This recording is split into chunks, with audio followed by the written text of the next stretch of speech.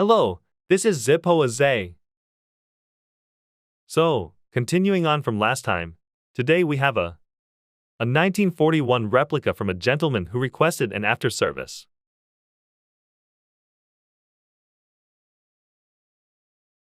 A very old model that, according to him, he's had for almost 10 years.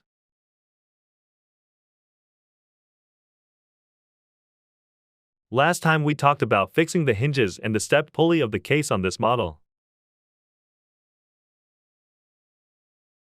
And we fixed the wobble in the hinges. Now, I've modified it so that it doesn't wobble with the insert in place. I'm going to turn this insert into a new one. Okay, so today we have a set of genuine Zippo wicks and cotton felt set.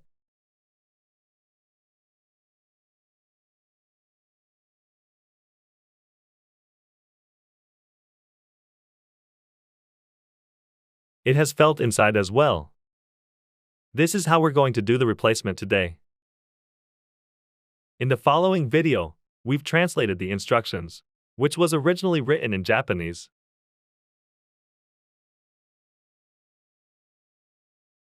into Korean, so that you can understand it easily. If you follow these steps, it will be very easy to replace the wick. First, cut out the center red part of the wick, which contains the wick.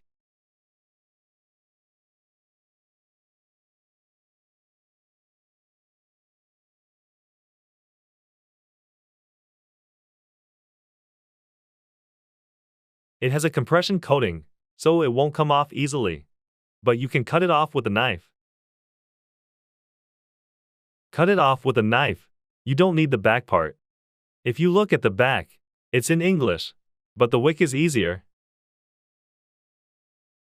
As it is written on the cotton felt, it is best to replace it with the cotton felt.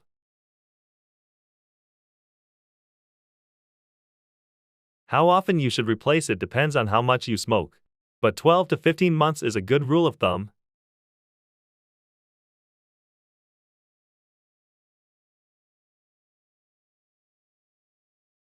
As you can see, I took out the wick first. If you look at the original Zippo wick, it has a wire wrapped around the cotton side. So you can bend it into the shape you want. It usually goes into the insert like this. There is the part that sticks out the top, and then it zigzags underneath.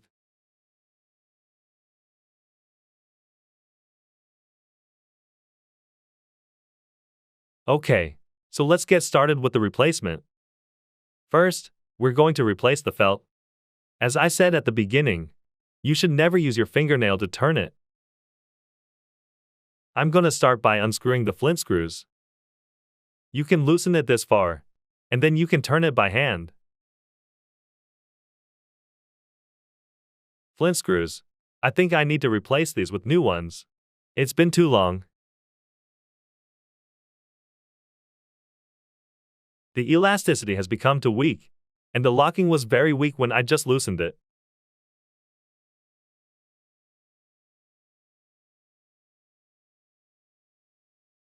I'll replace these later as well. Remove the felt first. Flint inside. That's good sense. One extra flint, like I said before.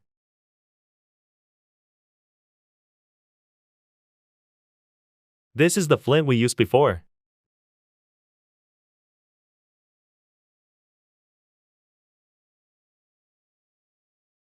There's still plenty left, so we'll save it for later.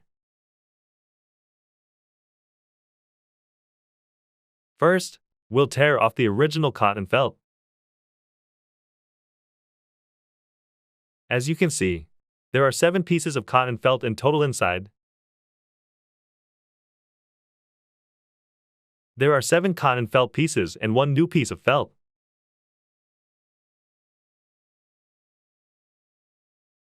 Originally, the cotton didn't look like this, they were just round. This is from another company, Zorro, and the original Zippo cotton was shaped like this.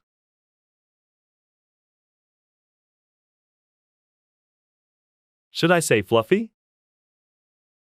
It's not so dense. But they're now compressed and rolled up for easier replacement.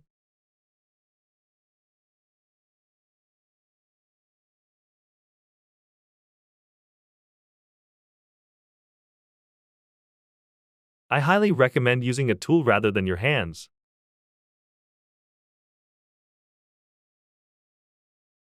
Any tweezers are fine. There are even the ones with a slightly bent front. I'm using these because they're my old favorite tweezers. I'm going to pull out all 7 cotton pieces.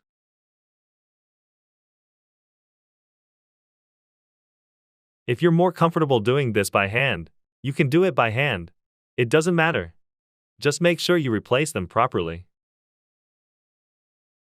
And then I'll remove the old ones that have been using.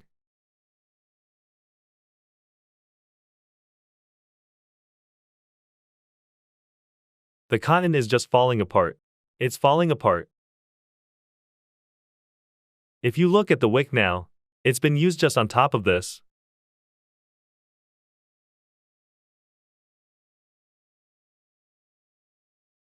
As some of you might know already, if you have a wick in there,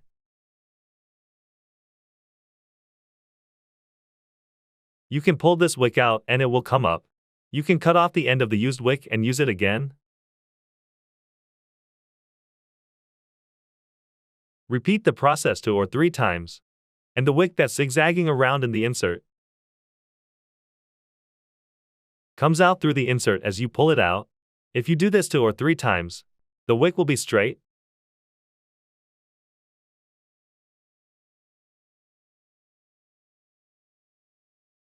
At that point, you can replace the wick.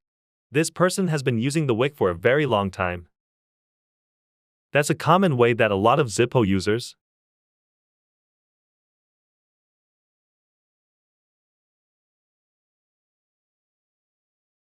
So I've removed all the cotton from the insert. Now, we need to put in a new wick first, right? Curl the wick a little bit at the end to make it easier to pass through.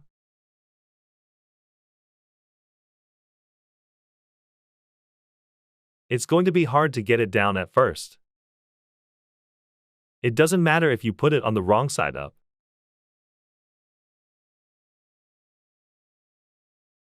We're going to run the wick through, and then we're going to trim off the loose ends.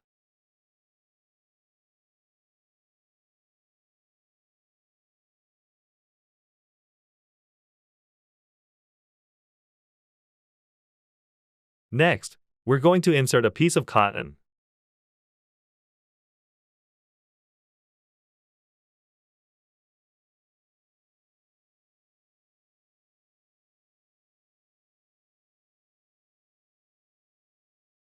Press the cotton horizontally with a little bit of pressure.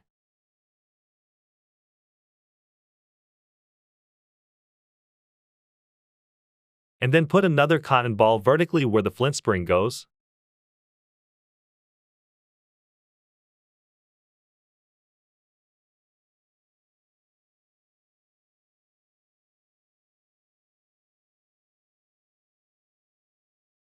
The tweezers are definitely a lot easier to put in. So we've got one in vertically and one more in horizontally.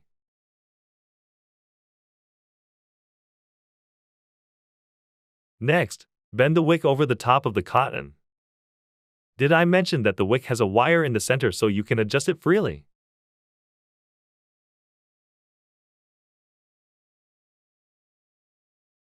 It's supposed to go in like this, in N, S, zigzag, so that when you fill it with oil, the wick and the cotton will absorb the oil evenly and well. So, as you can see, I put one cotton ball in vertically, and then I put another one in horizontally before I put the wick in.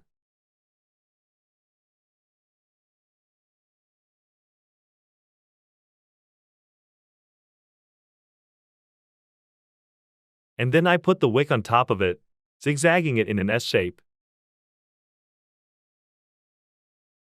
Next time, I'm going to bend the wick and lay it down, and then put another cotton on top of it, also horizontally.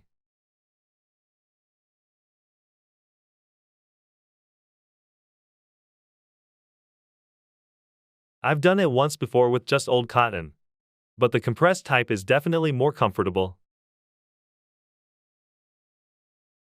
And then you're going to bend the wick in an S shape again. And I highly recommend using tweezers. It's not easy, it's tricky.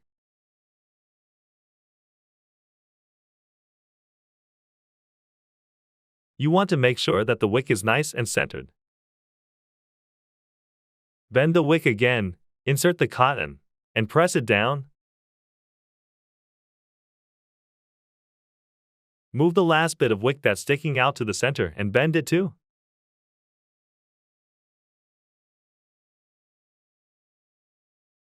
Bend it like this, and then fill in the last part with cotton wool.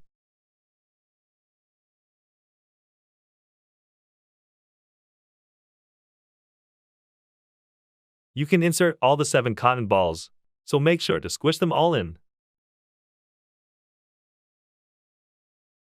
That way, the cotton will absorb the oil and last longer. Just keep pressing it down like this and it'll all go in. And then we'll put the felt in last, and then we'll put the oil-saving gasket in next.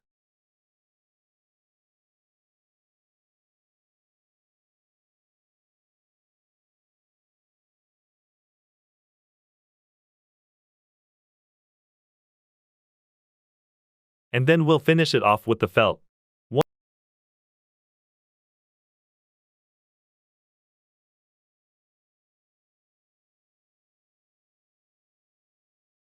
Once the felt goes in, it's new. It's going to fluff up a lot, and it's going to prevent that, and it's going to allow you to press it in more.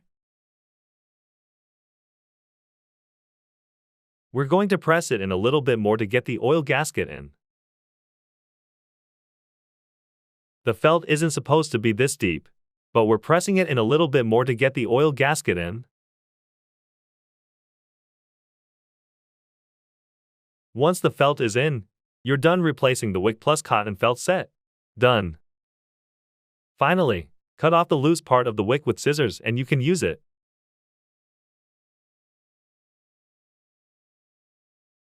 But this is where we're going to put the oil gasket in.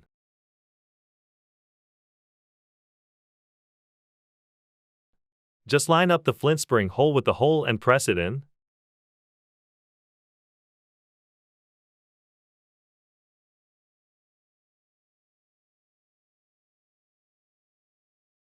That's it.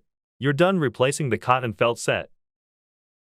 Insert the new flint spring and squeeze it in.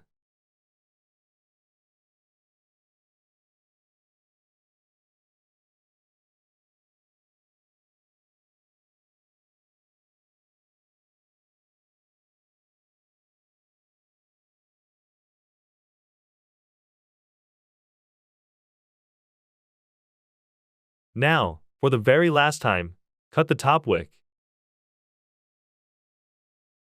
Cut the top neatly with scissors.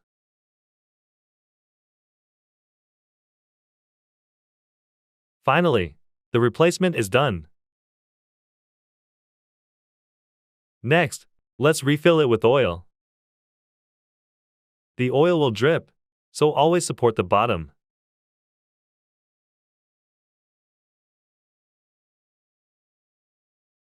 Open the oil gasket lid and fill it with oil right away.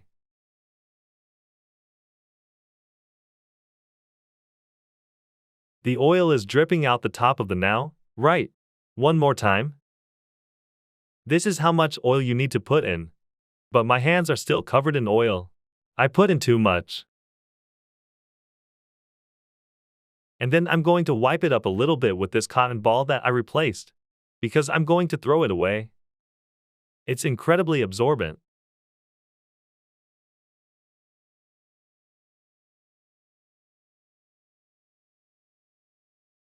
That's it for the Wick Plus Cotton Plus Felt set.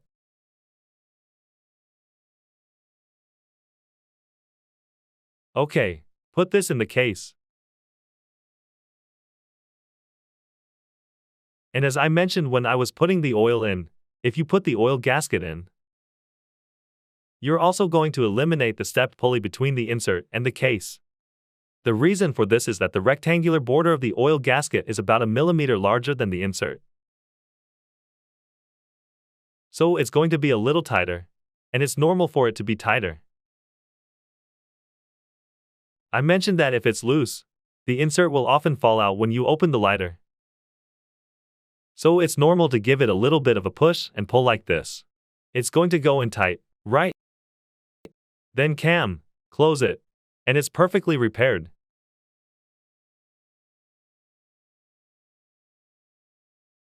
It catches fire well, right? Thank you for watching today's video.